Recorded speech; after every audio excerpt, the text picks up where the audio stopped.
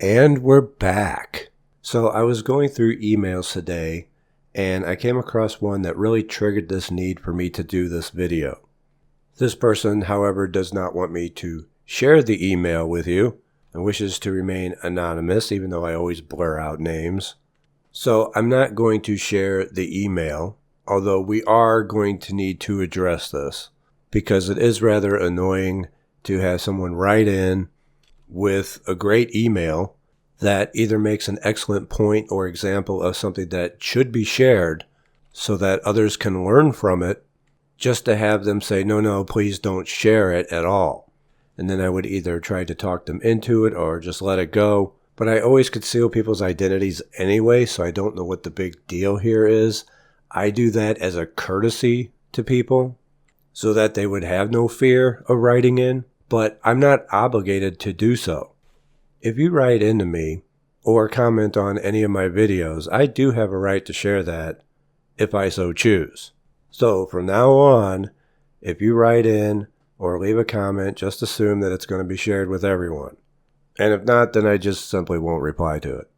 Now, I was going to do this before, but I didn't want to come across as being a curmudgeon about it. But it's becoming more and more common where I'll get to the end of a very lengthy email that could have served as a great lesson, only to have it say, please don't share this. And no. If you write in or comment, just assume that it will be, even though it probably won't be. Now, I'll still blur out names and pictures. That's not a problem. But I'm no longer going to withhold the content of the messages that I receive just because someone asked me to. I will in this particular case because it's the last one. So instead of sharing the email, I'm going to present the lesson in a different way with a top 5 list of the reasons that magic fails. So let's get into it.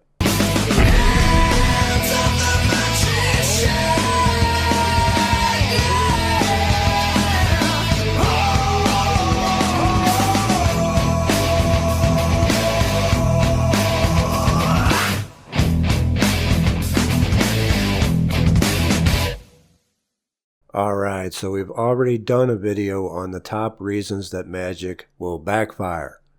But this one's a little different. This one's going to be on the top reasons that magic will fail.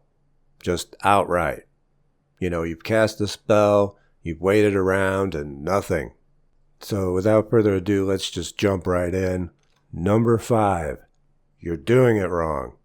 And I realize that's very general, so we're going to try to break it down here a bit.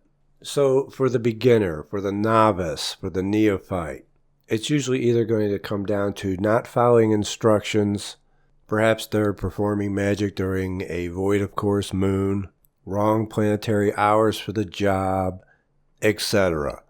Basically a lack of experience. But everyone has to start somewhere.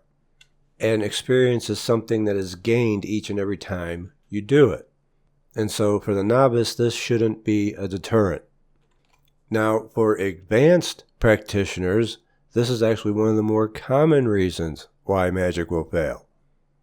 And it's not due to a lack of experience. In fact, quite the opposite. It's because we experiment.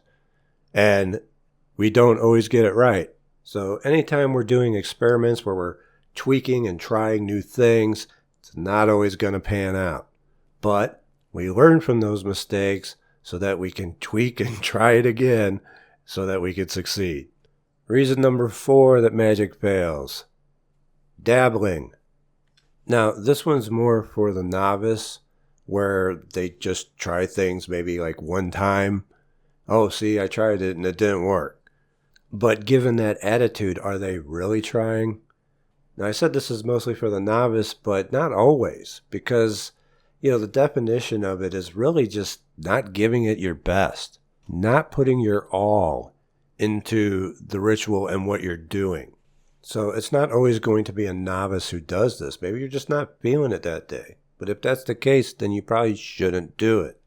If you're not making it an important priority, then you probably shouldn't be surprised when it fails.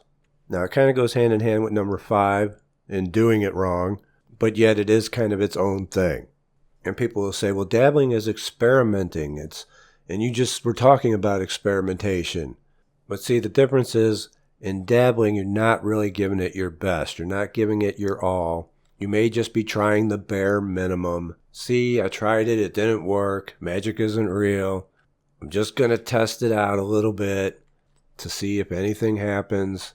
Where the experienced practitioner is going to give it his all. We are going to stack the magic. We wouldn't be content to just leave it to one candle. We're going to add a sigil to it. We're going to make sure that we have the correct corresponding incense, the correct planetary day and hour, the correct moon phase, and we're going to do the best job that we could possibly do. So do you see the difference? And so dabbling and just being ho-hum about it is one of the main reasons that magic fails. Moving on, number 3, not combining form with force. Okay, so I want to simplify this so that I don't throw anybody off. Form is going to be what you're focusing on, your visualizations. And force is going to be the emotions that go along with it. You must combine the two. Not combining force and form is a big reason why magic will fail. So what I want you to do when you begin your magical operations is to visualize the way things are. Obviously, there's something you want to change, otherwise you wouldn't be doing a magical operation.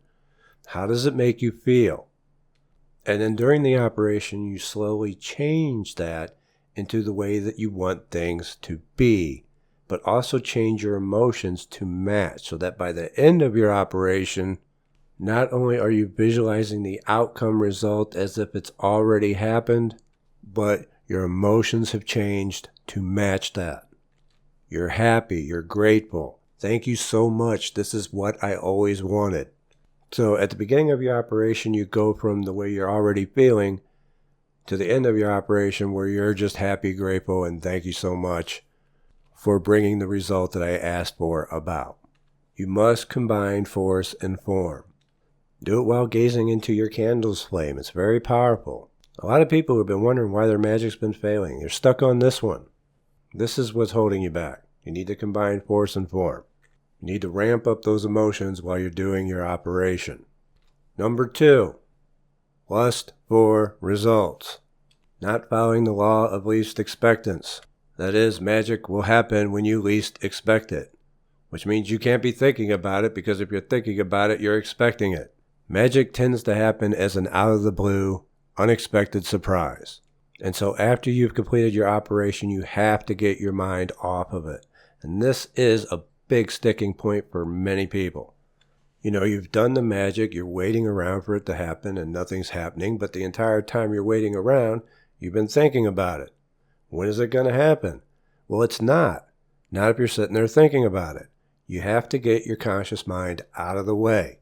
And this is where it really pays to be a more advanced practitioner rather than a novice, because us advanced practitioners are going to be moving on to the next thing.